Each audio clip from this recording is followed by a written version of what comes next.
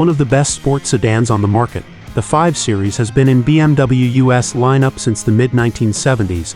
There have been many iterations over the years. For 2024, the 5 Series enters its 8th generation with fresh styling, updated features, and for the first time a choice of all-electric or internal combustion engine powertrain. BMW invited me to Spartanburg, South Carolina to test the 2024 BMW 5 Series range, including the gas-powered 530i and the first fully electric version, the i5. The 2024 BMW 5 Series is available in 3 gas-powered trims, 530i, 530i xDrive, and 540i xDrive. Prices range from around $59,000 to $66,000, with the top 2 variants equipped with xDrive, the automaker's moniker for its all-wheel drive system. As this article is written, the BMW 530i and 530i xDrive are already arriving at BMW showrooms.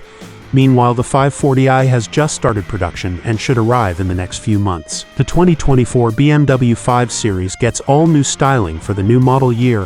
However, the new look isn't so much of a departure that the sedan isn't recognizable as a 5 Series. BMW outfits this new generation model with both gas and electric powertrains. Hence, the car sits slightly higher than the previous model, allowing room for the electric powertrain. So designers made the new model longer and wider to maintain the appropriate sport sedan proportions. The iconic BMW kidney grille is up front, albeit larger, and now available with illumination for a bolder look. Flanking the grille are slim LED headlights with stylish daytime running lights, which combine with the illuminated grille to provide a distinct look at night. Taillights are also new, wrapping around the corners with a slim design that gives the car a wide stance. While the exhaust outlets aren't visible on the 530i, the rear diffuser simulates exhaust outlets, one of the few differentiators from its electric-powered sibling.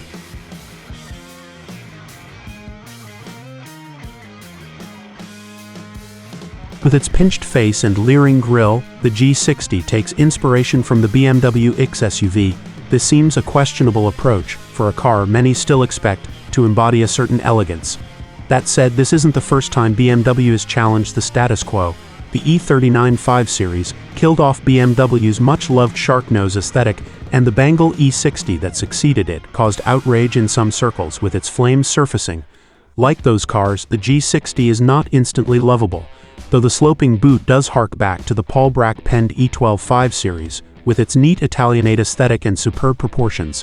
On that subject, this is the biggest 5 Series yet. You would expect as much, but the fact that the G60 has more or less the same footprint as the old Shape 7 Series feels notable. At 2,995mm, the wheelbase has grown 24mm. This elongation of the Clar platform, along with the 5 Series monolithic-looking body, pushes length beyond 5 meters, until now the preserve of full-size limos. Weight is also up.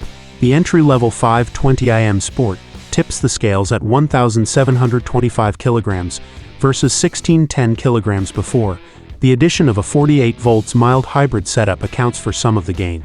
The flexible Clar platform has been in service since 2015, but to accommodate both the electric innards of the new i5 and the plug-in hybrid arrangement in the 5 Series, it has been updated. The mechanical makeup of the 5 Series is otherwise unchanged.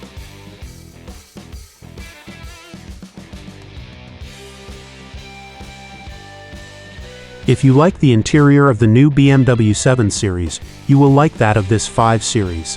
Of course, the opposite is also true. Whatever your view, it is undeniable that this represents the greatest generational shift for the 5 Series cabin since the iDrive system's debut 23 years ago. BMW slide into the world of touch-sensitive screen-based controls and expansive high-resolution displays continues apace here. While the infotainment remains characteristically angled towards the driver, the only other tangible vestige of the old 5 Series is the rotary iDrive controller on the transmission tunnel. Though even this is now rendered for visual impact, being in the style of cut glass, with angular facets if you tick the box for crafted clarity. Crystalline influence is also found on the convex dashboard. A strip of backlit plastic which extends along the door cards is from the 7 Series. On acquaintance, it is quite arresting, and its color configurability results in a nice nighttime ambience. However, in direct sunlight, the smudges from any prodding of controls are unsightly. The commands themselves are also not responsive enough, Even firing up the hazard lights often requires a second go. BMW is not alone when it comes to this sort of frustration. In terms of digital integration of common controls, thankfully the 5 Series doesn't go as far as some. Wing mirrors, volume, gear, selector all remain in the realm of things you can twist or push. However, climate controls are almost entirely digital, and while the useful shortcuts that surround the xDrive rotary remain, they are harder to press at a glance. Indeed, all testers found they had to look away from the road more than was desirable.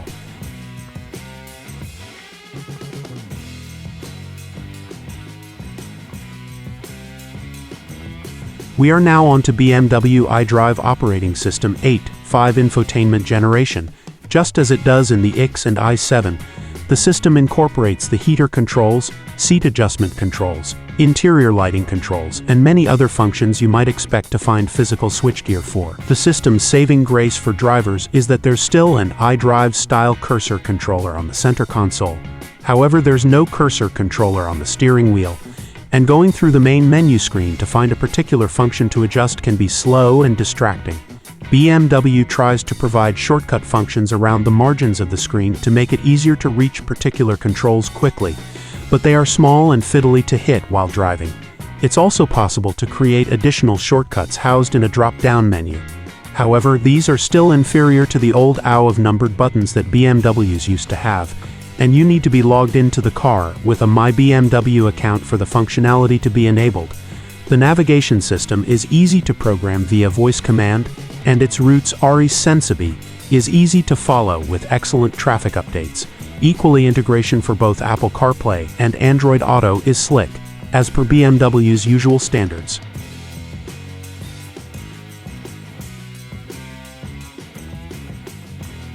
Since the designation made its debut in 2005, the presence of 550 on the backside of a petrol 5 Series has always meant one thing: a thumping V8 up front.